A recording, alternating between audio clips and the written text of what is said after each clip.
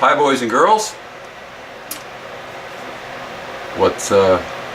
Welcome back. We're out here today. We're doing a little bit of painting on our Sears Suburban, our 1968 Hydro Trac. I picked up all the parts and pieces from the sandblaster, and they did a very good job for a very good price, and it really made a big difference. I mean, I wasn't going to do all that to start with. I had kind of other ideas, but after getting the result that I did from them, most all the pieces of this tractor will be sandblasted.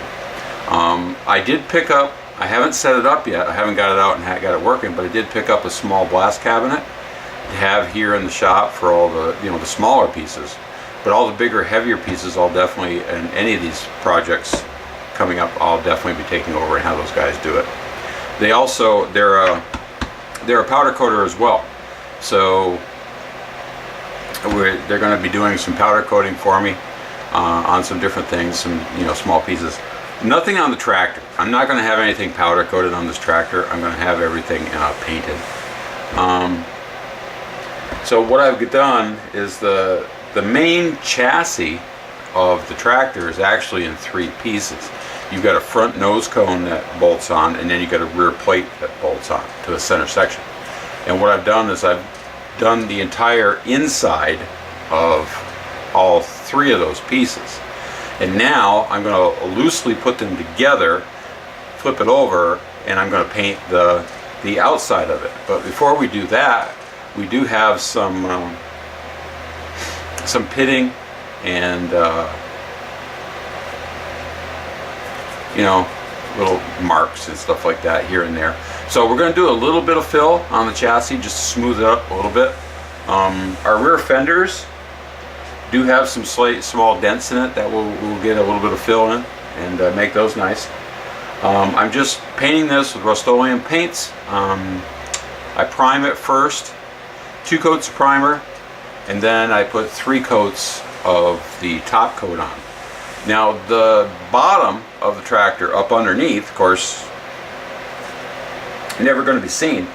Really, I mean, the paint is effectively on that essentially just for corrosion protection. That's really all the paint is doing, because you don't see 95% of it. So I'm not going to clear coat the bottom of it. All the topside surfaces, all your real visible surfaces, they will get a clear coat as well. So you'll have 2 coats primer, 3 coats of top coat, and probably 2 coats of the clear coat on those. So that's kind of the process that we're doing. After it's sandblasted, it's real easy. Just take a scuff pad, clean it up with a scuff pad, check it over, wipe it down, paint it. Very, very easy. And it's not even really making too much of a mess. I've got it set up on my table. I've got a little bit of overspray on the table and stuff, but not an awful lot goes through the rest of the shop, so it's okay. So let's take a look at what we're doing. I'll show you these pieces so far, and we'll move on. So this is what we've got so far. This is the bottom of our main chassis. I've got these bolts stuck in here. They're all loose just to line up the 2 pieces. Eventually what I'm going to do, I think I've got one right here. Eventually this is what's going to bolt our pieces together. This is stainless steel bolt. I'm going to put a nylon washer on the outside, which I know is not even close to what they were, but that'll be like that, and all the other hardware will be inside, and that will keep the head of the bolt from digging into the paint. Once you mark it, then it starts to rust from there. So like I say, all the hardware on this tractor as it goes back together is going to be stainless steel. I've gotten a bunch of it already. I'm sure there'll be more bits and pieces to pick up as we go. So this is, of course, here's the outside. The outside's in primer. Like I say, we gotta work a few little spots on this yet, but the inside is all in color coat, and this is done. This is what it's going to be. The tailpiece I haven't put on. That's over there.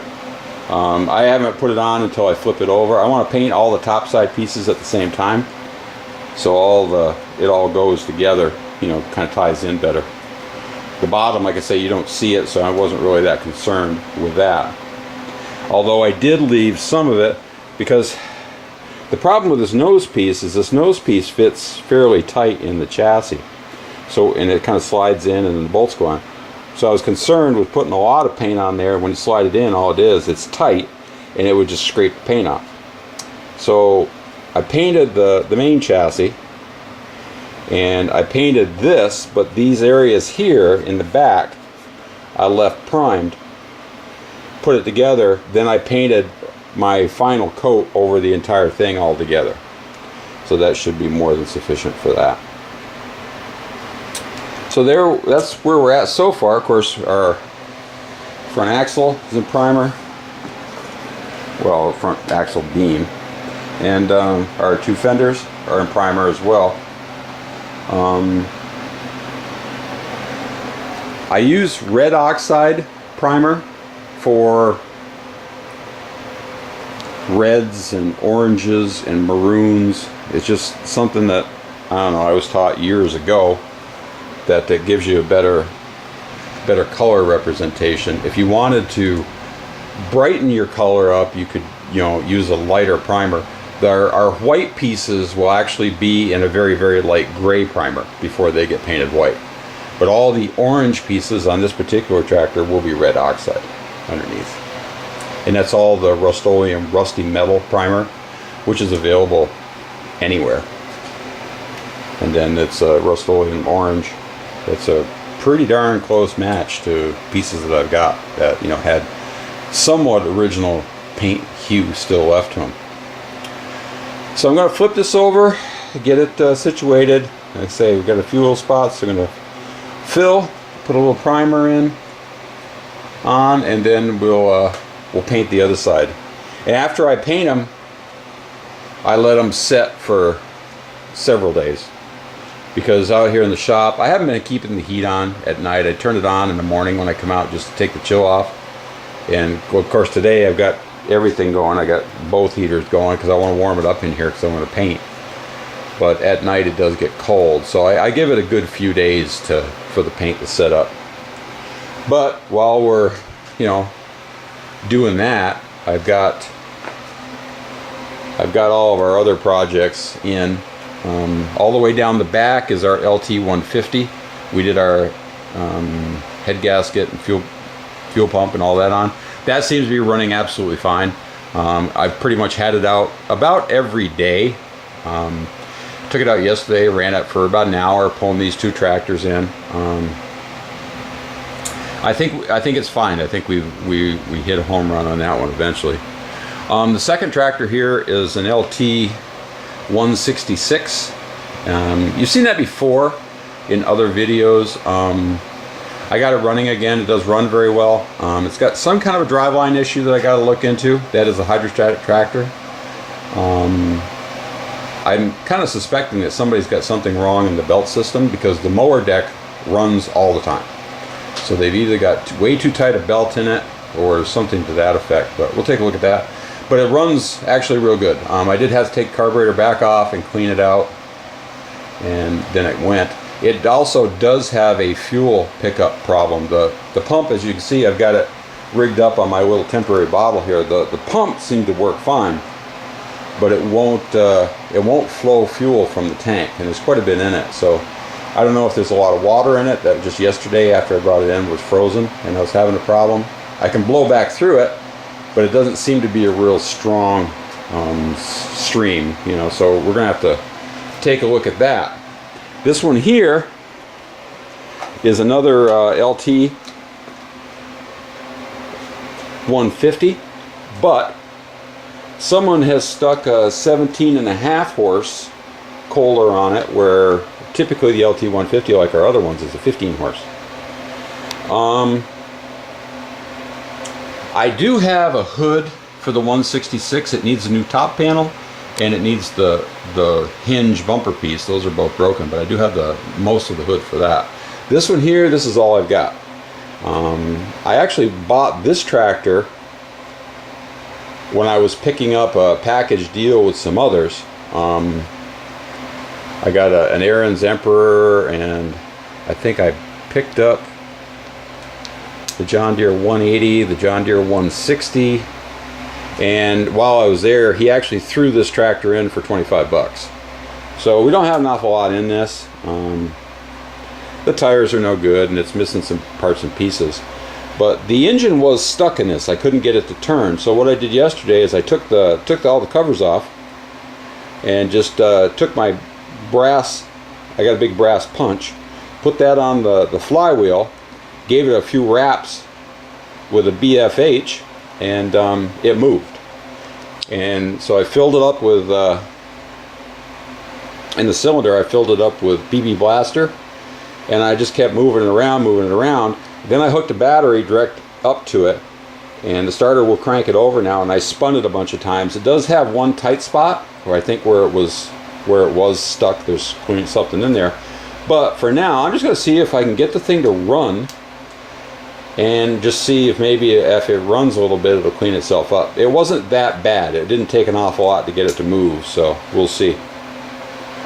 But I don't know. If not, and then this is a manual shift, or that one over there is a hydro. This one's a manual shift. So we'll see. And that one there actually does have the good, the big deck on it. It's a 46-inch deck on that one, where the other 150 over there has got a 38. Although both of those are coming off. Let's switch them around. So that's kind of what we're working on. And it works out pretty good because I can spend a little time with these fooling around while I'm waiting for, paint to dry and things on this one. This one here is it's a long-term project. It's not going to be done tomorrow. So I think I want to get at least some fill on the other side and get that underway. And I do have to set up our little blast cabinet. And we'll see how that works. It was really inexpensive to buy, and I don't know, maybe it wasn't worth it, but I think it was on sale for like 94 bucks. So we'll see, and it's sized appropriately for a lot of the small parts that we have. So we'll see how that works out. Maybe it was a waste of $94, maybe it wasn't, but if we could do a little bit with it, I mean, it is a lot easier to do it that way. So that's where we're at right now. We'll come back and take another look when we got some more stuff to look at. Take it easy. Well, there you have it. We're in final paint on the chassis. It's 3 coats of color, 2 coats of clear. Looks pretty good. It's interesting. I don't know if the camera's bringing it out, but you can see these are where all the weldments are welded up underneath. It's actually tracked the top side of it. Yeah, another one right here. When I first saw that, it's like, oh my god, I gotta run. But it's not. It's where stuff is welded up underneath. So that's kind of interesting. So anyways, here we have it. This is the paint that we use. It's basically this stuff here, and it's the gloss real orange. It seems to emulate this color, and then it's just the gloss clear. So pretty inexpensive, and it seems to look pretty decent. So we're going to take and let this dry for a few days. We still got to paint. We got to paint our tailpiece. We got to paint our front axle, so we can work on that stuff. So little by little, I think the next thing I might do is actually get our blast cabinet out and put that together and see what that's like. So anyways, there you have it. That's everything good from here. Some progress on this little guy. And we'll probably go ahead and tinker away with some John Deeres and see what we can do with those. But until the next time, thanks for watching. Take it easy.